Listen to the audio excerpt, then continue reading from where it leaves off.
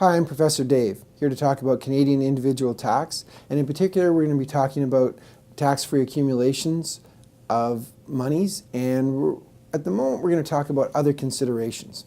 One of the big things that a lot of people do is that they put their money into the plan at the end of a period as opposed to the beginning of a period. So for example, the RRSP last day of contribution is February 28th, and all sorts of people run and rush to contribute on February 28th.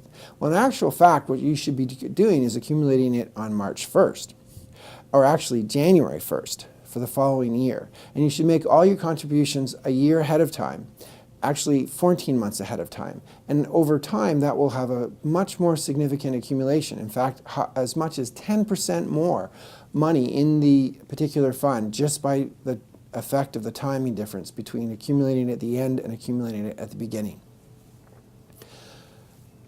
There's a lot of different types of plans you can have. And basically, they form two different kinds. One's called a defined benefit, and one's called a defined contribution. And you really have to understand the difference between the two of them in order to understand how it works.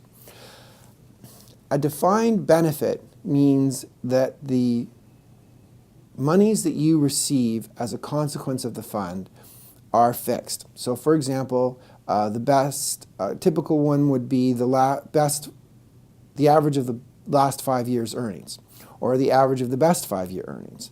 So they define the amount of money that you're going to receive as opposed to define the amount that you're going to contribute. Now clearly you can see, depending on earnings and a lot of other factors, defined benefit plans can be very, very expensive for the employer relative to defined contribution plans. Because once you make your contribution, you're done. Whereas with respect to a defined benefit, you can make your contribution, and then because the effective yield of the plan is a lot lower than you expected, you have to contribute again. So there's quite a difference between a defined benefit and a defined contribution plan.